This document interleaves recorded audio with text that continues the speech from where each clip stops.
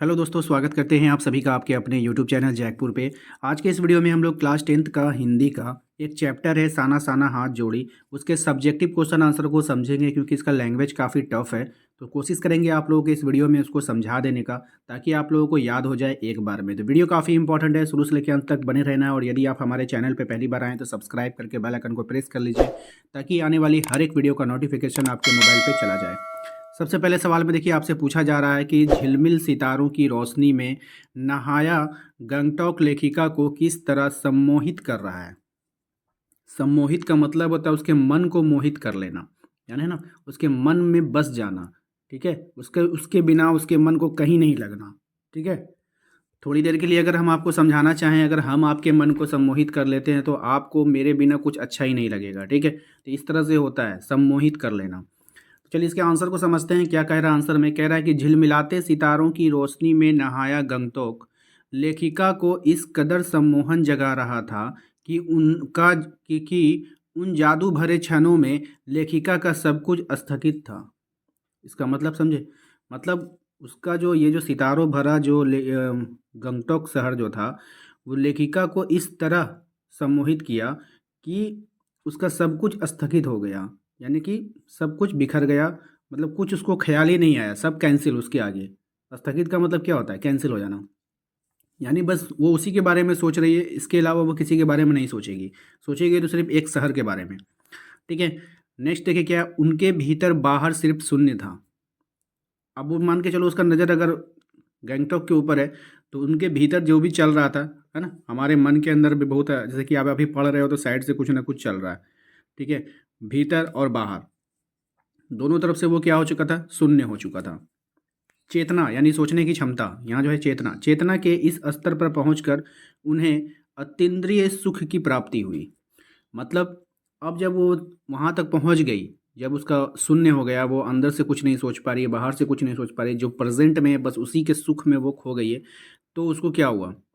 ठीक है, पहुंचकर उन्हें अतीन्द्रिय सुख की प्राप्ति हुआ है। यानी आप यहाँ पे ऐसा नहीं है कि आप जो वर्ड यहाँ पे इस्तेमाल किया आपको वही वर्ड लिखना है, आप अपना भाषा में भी वहाँ पे आंसर लिख सकते हो कि उन्हें सुख की प्राप्ति हुई। ठीक है, अत्यधिक सुख की प्राप्ति हुई, ऐसे भी लिख सकते हो। ठीक है, क्वेश्चन नंबर आते हैं 2 पे। क्वेश्चन नंबर 2 भी काफ़ी इंपॉर्टेंट है आपके एग्जाम के लिए कि गैंगटॉक को मेहनतकश बादशाहों का शहर क्यों कहा गया है। तो देखिए, मेहनतकश का अर्थ होता है कड़ी मेहनत करने वाले। मेहनतकश का अर्थ क्या होता है? कड़ी मेहनत करने वाले। गैंगटॉक को एक पर्वतीय स्थल है, पर्वतीय क्षेत्र होने के कारण यहाँ स्थितियाँ बड़ी कठिन होती है। ठीक है, क्या होती है? स्थितियाँ बड़ा कठिन होती है। अपनी ज़रूरतों को पूरा करने के लिए लोगों को कड़ी मेहनत करनी पड़ती है। यहाँ के लोग मेहनत से घबराते नहीं हैं और भरपूर परिश्रम करते हैं, यानी खूब मेहनत करते हैं। इनकी मेहनत ने गंगटोक को सुरमय बना दिया, इसलिए गंगटोक को मेहनतकश बादशाहों का शहर कहा गया है। कुछ भी नहीं है आंसर में, घुमा फिरा करके एक ही बात कह रहा है कि यहाँ पे मेहनत करने वाले लोग रहते हैं, ये अपनी मेहनत से गंगटोक शहर को खूबसूरत बना दिया है। ये लोग मेहनत से घबराते नहीं हैं, कड़ी मेहनत करते हैं, बहुत मेहनत करते हैं। मतलब एक ही बात को घुमा फिरा करके बोलना है और लास्ट में कह देना है कि इसलिए गंगटोक को मेहनतकश बादशाहों का शहर कहा गया है। देख रहे हो ना, कुछ भी नहीं है आंसर में। आपको देखने में लग रहा है इतना बड़ा आंसर याद करेंगे, अरे याद क्यों करना है? कुछ भी नहीं करना है याद। ठीक है, एक ही लाइन को वो घुमा घुमा के बोला गया है, बस आप भी बोल देना। चलो आते हैं क्वेश्चन नंबर हम लोग 3 पे। कह रहा है कि कभी श्वेत तो कभी रंगीन पताकाओं का फहराना किन अलग अलग अवसरों की ओर संकेत करता है। गंगटोक से 149 किलोमीटर दूर स्थित युमथांग के क्षेत्र में कहीं कहीं एक कतार में लगी सफ़ेद एवं रंगीन बौद्ध पताकाएं दिखाई देती है। जब वह वहाँ जब भी किसी बुद्धिस्ट की मृत्यु होती है। आप देखिए ये जो दिखाई देती है, ये ऑब्जेक्टिव में आया था कितने किलोमीटर दूर है, तो 149 किलोमीटर दूर है। ठीक है, अब देखिए यहाँ पे क्या कह रहा है कि वहाँ जब भी किसी बुद्धिस्ट की मृत्यु होती है, उसकी आत्मा की शांति के लिए 108 श्वेत पताकाएं फहरा दी जाती है। बात समझ रहे हो? कितनी फहराई जाती है? 108। ये भी ऑब्जेक्टिव में पूछता है। जिन पर मंत्र लिखे होते हैं, उन पर क्या होता है? मंत्र लिखे होते हैं। उन्हें उतारा नहीं जाता है, धीरे धीरे वे अपने आप, यहाँ पे वे होगा, वे अपने आप नष्ट हो जाते हैं। किसी नए कार्य की शुरुआत में रंगीन पताकाएं फहराई जाती है। ठीक है, बात समझ में आया कि नहीं। एक होता है श्वेत, एक होता है रंगीन। यानी कि इसका मतलब क्या होता है, यहाँ पे निकल कर आ गया कि श्वेत कब फहराया जाएगा, किसी के मरने पे, ठीक है, बुद्धिस्ट की मृत्यु की आत्मा की शांति पे। और रंगीन कब, नए कार्य की शुरुआत के लिए। तो यहाँ पे दो ऑब्जेक्टिव क्वेश्चन निकल कर आ गया आपके लिए, ठीक है ना, याद रखिएगा। उसके बाद ये क्वेश्चन इंपॉर्टेंट नहीं है, जो इंपॉर्टेंट है बस वही हम आपको करवा रहे हैं, सब नहीं करवाएंगे, ठीक है ना।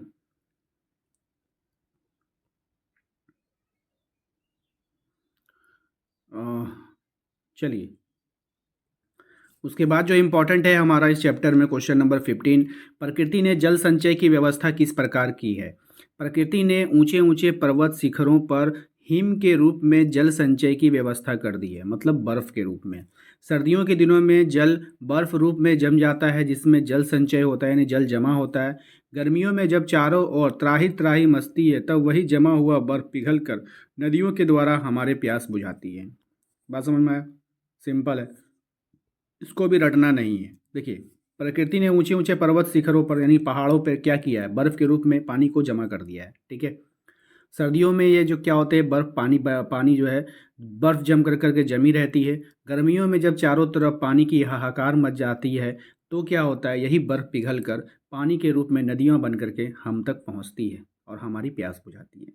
क्या इसको रटना है? बिल्कुल रटना नहीं है, सिंपल सा लैंग्वेज है, बस समझ लेना है और अपने से एक बार खुद से, जैसे आप लोग वाक्य बनाते हो ना, गाय पे, घोड़ा पे, बिल्ली पे, उसी तरह से लिख कर देखो समझ करके, कभी आप लोगों को रटने की आवश्यकता नहीं पड़ेगी।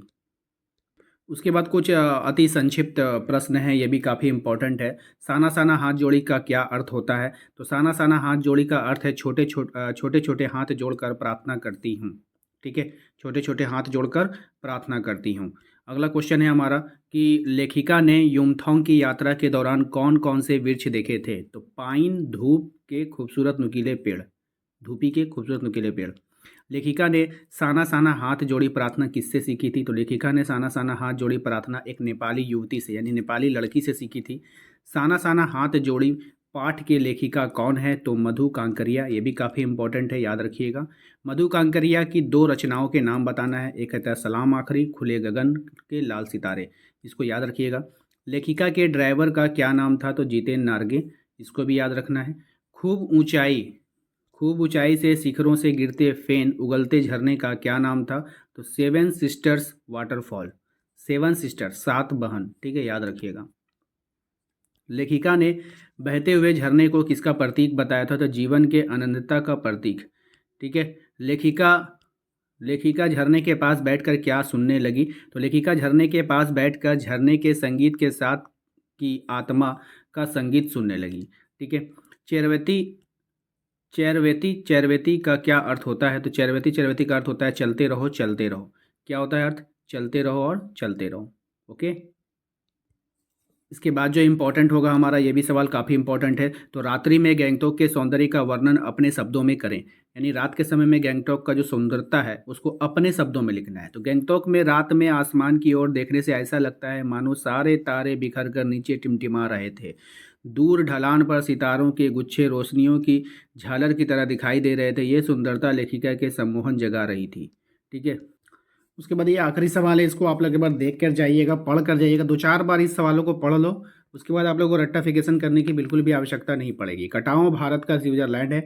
इस कथन पर लेखिका की सहयात्री मनी को क्या आपत्ति थी, ठीक है। मतलब कटाओ भारत का स्विट्जरलैंड है, ये कथन है, ठीक है, लेकिन इस पर उसकी जो सहयात्री थी मनी, उसको क्या आपत्ति थी, क्या उसको तकलीफ था इस बात से, मतलब ये बात से वो सहमत नहीं थी कि कटाओ भारत का स्विट्जरलैंड है। कटाओ सिक्किम का एक बेहद खूबसूरत स्थान है। कटाओ क्या है, सिक्किम का एक बेहद खूबसूरत स्थान है। किंतु जब लेखिका वहां गई तो उस समय तक वह टूरिस्ट स्पॉट नहीं बनने के कारण सुर्खियों में नहीं आया था।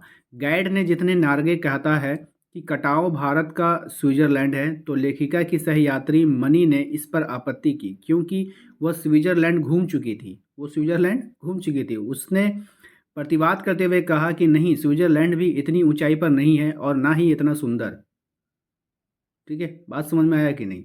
तो मतलब उसका कहने का मतलब था, तात्पर्य था कि ये जो कटाओ है वो स्विट्जरलैंड से भी सुंदर है और इतनी ऊंचाई पर सिर्फ कटाओ है, स्विट्जरलैंड भी नहीं है। बात समझ में आया कि नहीं। तो वो जो है स्विट्जरलैंड की नहीं बल्कि कटाओ की तारीफ में ये बात कह रही थी कि उसको आपत्ति थी कि आप उसकी तुलना उससे मत कीजिए, ठीक है, स्विट्ज़रलैंड से मत कीजिए क्योंकि ये जो कटाव है वो स्विट्ज़रलैंड से काफ़ी अच्छा है। ठीक है ना? चलिए, तो उम्मीद करते हैं कि आप लोगों को आज का ये वीडियो पसंद आया होगा। वीडियो पसंद आया तो प्लीज़ वीडियो को लाइक कर देना है। चैनल पे पहली बार आएँ तो सब्सक्राइब करके बेल आइकन को दबा लीजिए ताकि आने वाली हर एक वीडियो का नोटिफिकेशन आपके मोबाइल पे चला जाए। मिलते हैं हम लोग अपने अगले वीडियो में।